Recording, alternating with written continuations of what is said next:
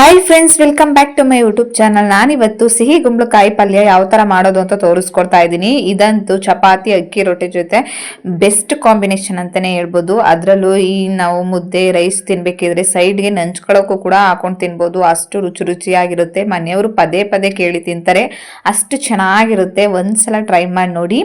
ಬನ್ನಿ ಹೇಗೆ ಮಾಡೋದು, ಏನೆಲ್ಲ ಬೇಕು ಅಂತ ತೋರಿಸ್ಕೊಡ್ತೀನಿ. ಫಸ್ಟಿಗೆ ನಾನು ಒಂದು ಚಿಕ್ಕ ಕುಂಬಳಕಾಯಿ ತಗೊಂಡು ಅದನ್ನ ಈ ತರ ಸಣ್ಣ ಸಣ್ಣಕ್ಕೆ ಕಟ್ ಮಾಡಿ ಇಟ್ಕೊಂಡಿದ್ದೀನಿ. ಇದು ನಾವು ಪಲ್ಯ ಮಾಡ್ತಿರೋದ್ರಿಂದ ಸ್ವಲ್ಪ ಸಣ್ಣಕ್ಕೆ ಕಟ್ ಮಾಡ್ಕೋಬೇಕಾಗುತ್ತೆ. ಈ ಗೊಜ್ಜು ಗ್ರೇವಿ ಟೈಪ್ ಮಾಡ್ಬೇಕ್ರೆ ದಪ್ಪಕ್ಕೆ ಕಟ್ ಮಾಡ್ಕೊಂಡು ಆಗುತ್ತೆ. ಆದ್ರೆ ನಾವು ಪಲ್ಯ ಮಾಡ್ತಿರೋದ್ರಿಂದ ಸಣ್ಣಕ್ಕೆ ಕಟ್ ಮಾಡ್ಕೊಂಡಿದ್ದೀನಿ. ಮತ್ತೆ ಈ ಕಡೆ ಒಂದು ಬಾಣಲಿ ಇಟ್ಕೊಂಡಿದ್ದೀನಿ. ಬಾಣಲಿಗೆ ಸ್ವಲ್ಪ ಎಣ್ಣೆ ಹಾಕೊಂಡಿದ್ದೀನಿ. ಎಣ್ಣೆ ಚೆನ್ನಾಗಿ ಕಾದ ನಂತರ ಅದಕ್ಕೆ 1 ಟೇಬಲ್ ಸ್ಪೂನ್ ಅಷ್ಟು ನಾನು ಸಾಸಿವೆ ಹಾಕೊಂಡಿದ್ದೀನಿ. ಹಾಗೆ 1 ಟೇಬಲ್ ಸ್ಪೂನ್ ಅಷ್ಟು ಕಡಲೆಬೇಳೆ, ಹಾಗೆ 1 ಟೇಬಲ್ ಸ್ಪೂನ್ ಅಷ್ಟು ಉದ್ದಿನ ಬೇಳೆ ಕೂಡ ಹಾಕೊಂಡಿದ್ದೀನಿ. ಹಾಕೊಂಡು ಲೋ ಫ್ಲೇಮ್ ಇಟ್ಕೊಂಡು ಸ್ವಲ್ಪ ಹೊತ್ತು ಉದ್ದಿನ ಬೇಳೆ ಕಡಲೆಬೇಳೆ ಕಲರ್ ಎಲ್ಲ ಸ್ವಲ್ಪ ಚೇಂಜ್ ಆಗೋವರೆಗೂ ಕೂಡ ಫ್ರೈ ಮಾಡ್ಕೊಳ್ಳಿ. ತುಂಬ ಚೆನ್ನಾಗಿರುತ್ತೆ ಕಡಲೆಬೇಳೆ ಉದ್ದಿನ ಬೇಳೆ ಹಾಕೊಂಡ್ರೆ. ಯಾವುದೇ ಪಲ್ಯ ಆಗಿರ್ಬೋದು, ನೀವು ಕಡಲೆಬೇಳೆ ಉದ್ದಿನ ಬೇಳೆ ಹಾಕೊಳ್ಳಿ, ಚೆನ್ನಾಗಿರುತ್ತೆ. ಈಗ ಕಡಲೆಬೇಳೆ ಉದ್ದಿನ ಬೇಳೆ ಕಲರ್ ಚೇಂಜ್ ಆದಮೇಲೆ ಒಂದು 5 ಹಸಿಮೆಣಸಿನಕಾಯಿ ಹಾಕೊಂಡಿದ್ದೀನಿ. ನಿಮಗೆ ಖಾರಕ್ಕೆ ಎಷ್ಟು ಬೇಕೋ ಅಷ್ಟು ಹಾಕೊಳ್ಳಿ. ಹಾಗೆ ಸ್ವಲ್ಪ ಕರ್ಬೇವಿನ ಸೊಪ್ಪು, ಹಾಗೆ 2 ದೊಡ್ಡ ಸೈಜದು ಈರುಳ್ಳಿ ಹಾಕೊಂಡಿದ್ದೀನಿ. ನಾವು ಪಲ್ಯ ಮಾಡಬೇಕಿದ್ರೆ ಸ್ವಲ್ಪ ಈರುಳ್ಳಿನ ಜಾಸ್ತಿ ಹಾಕೊಂಡ್ರೆ ಚೆನ್ನಾಗಿರುತ್ತೆ. ನಾನು ಯಾವಾಗಲೂ ಪಲ್ಯಕ್ಕೆ ಸ್ವಲ್ಪ ಈರುಳ್ಳಿ ಜಾಸ್ತಿ ಹಾಕೊಳ್ತೀನಿ. ಇಲ್ಲಿ ನಾನು ಒಂದು 2 ದೊಡ್ಡ ಸೈಜದು ಈರುಳ್ಳಿನ ಉದ್ದುದ್ದು ಕಟ್ ಮಾಡಿ ಹಾಕೊಂಡಿದ್ದೀನಿ. ಈರುಳ್ಳಿ ಎಲ್ಲ ಚೆನ್ನಾಗಿ ಫ್ರೈ ಆದ ನಂತರ ಅದಕ್ಕೆ ನಾನು 2 ಒಣಮೆಣಸಿನಕಾಯಿ ಕೂಡ ಹಾಕೊಂಡಿದ್ದೀನಿ. ನೀವು ಬೇಕು ಅಂದರೆ ಹಾಕೋಬೋದು ಒಣಮೆಣಸಿನಕಾಯಿ, ಇಲ್ಲಾಂದರೆ ಸ್ಕಿಪ್ ಮಾಡ್ಬೋದು. ಒಣಮೆಣಸಿನಕಾಯಿ ಹಾಕೊಂಡು ಸ್ವಲ್ಪ ಹೊತ್ತು ಫ್ರೈ ಮಾಡ್ಕೊಂಡಿದ ನಂತರ ಅದಕ್ಕೆ ಕಟ್ ಮಾಡಿ ಇಟ್ಕೊಂಡಿರುವಂಥ ಕುಂಬಳಕಾಯಿ ಹಾಕೊಳ್ತಾ ಇದ್ದೀನಿ. ಕುಂಬಳಕಾಯಿ ಹಾಕೊಂಡು ಎಣ್ಣೆಲಿ ಚೆನ್ನಾಗಿ ಈರುಳ್ಳಿ ಕುಂಬಳಕಾಯಿ ಎಣ್ಣೆಲಿ ಚೆನ್ನಾಗಿ ಮಿಕ್ಸ್ ಮಾಡ್ಕೋಬೇಕು. ನೋಡಿ ಈ ಥರ ಚೆನ್ನಾಗಿ ಈ ಥರ ಮಿಕ್ಸ್ ಮಾಡ್ಕೋಬೇಕು. ಮಿಕ್ಸ್ ಮಾಡಿಕೊಂಡು ಸ್ವಲ್ಪ ಹೊತ್ತು ಹಾಗೆ ಫ್ರೈ ಮಾಡ್ಕೊಳ್ತಾನೆ ಇರಬೇಕು.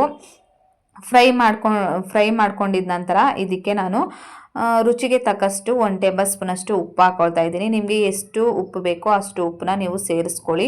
ನಾನು 1 ಟೇಬಲ್ ಸ್ಪೂನ್ ಅಷ್ಟು ಉಪ್ಪು ಹಾಕ್ಕೊಂಡು ಇನ್ನೊಂದು ಸಲ ಚೆನ್ನಾಗಿ ಎಲ್ಲನೂ ಮಿಕ್ಸ್ ಮಾಡ್ಕೊಂಡಿದ್ದೀನಿ. ಮಿಕ್ಸ್ ಮಾಡಿಕೊಂಡು ಇದನ್ನು ನೀವು ಒಂದು ತಟ್ಟೆ ಮುಚ್ಚಿಬಿಟ್ಟು ಒಂದು 3 ಇಲ್ಲಾಂದರೆ 5 ಮಿನಿಟ್ಸ್ ಬೇಯಿಸ್ಕೋಬೇಕಾಗುತ್ತೆ. ಅಲ್ಲಲ್ಲೇ ತೆಗೆದು ನೀವು ಫ್ರೈ ಮಾಡಿಕೊಂಡು ಸ್ವಲ್ಪ ಹೊತ್ತು 5 ಮಿನಿಟ್ಸ್ ಬೇಯಿಸ್ಕೋಬೇಕಾಗುತ್ತೆ.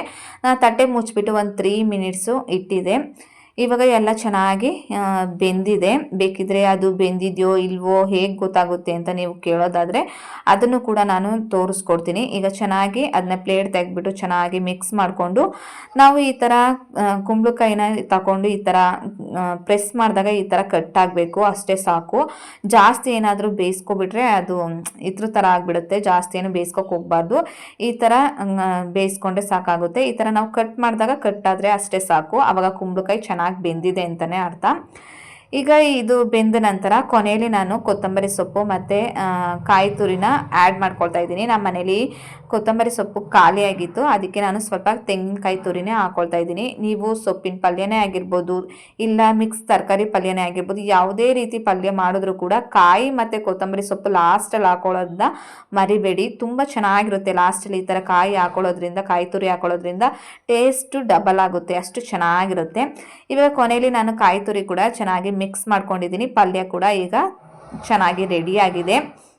ಇದನ್ನು ನೀವು ಅಕ್ಕಿ ರೊಟ್ಟಿ ಜೊತೆ ಇಲ್ಲಾಂದರೆ ಚಪಾತಿ ಜೊತೆ ಹಾಕೊಂಡು ತಿಂತಾ ಇದ್ದರೆ ಇನ್ನೂ ತಿನ್ನಬೇಕು ಅಂತ ಅನಿಸುತ್ತೆ. ಅದರಲ್ಲೂ ಈ ಕಾಯಿ ತುರಿ ಹಾಕಿರೋದ್ರಿಂದ ಬಾಯಿಗೆ ಸಿಗ್ತಾ ಇರುತ್ತೆ, ಕಡಲೆಬೇಳೆ ಉದ್ದಿನಬೇಳೆ ಎಲ್ಲ, ಅದಕ್ಕೆ ಇನ್ನೂ ತಿನ್ನಬೇಕು ಅಂತ ಅನ್ನಿಸ್ತಾ ಇರುತ್ತೆ. ನೀವು ಒಂದ್ಸಲ ಟ್ರೈ ಮಾಡಿ. ಇದೇನಾದರೂ ನಿಮಗೆ ಈ ರೆಸಿಪಿ ಏನಾದರೂ ನಿಮಗೆ ಇಷ್ಟ ಆಗಿದ್ರೆ ಲೈಕ್ ಕೊಟ್ಟು ಕಮೆಂಟ್ ಹಾಕಿ. ಹಾಗೆ ನಿಮ್ಮ ಫ್ರೆಂಡ್ಸು ಫ್ಯಾಮಿಲಿ ಜೊತೆ ಈ ವಿಡಿಯೋನ ಶೇರ್ ಮಾಡ್ಕೊಳ್ಳಿ. ಮತ್ತೆ ನಾನು ನೆಕ್ಸ್ಟ್ ವಿಡಿಯೋಲಿ ಸಿಗ್ತೀನಿ. ಅಲ್ಲಿವರೆಗೂ ಟೇಕ್ ಕೇರ್, ಬಾಯ್ ಬಾಯ್.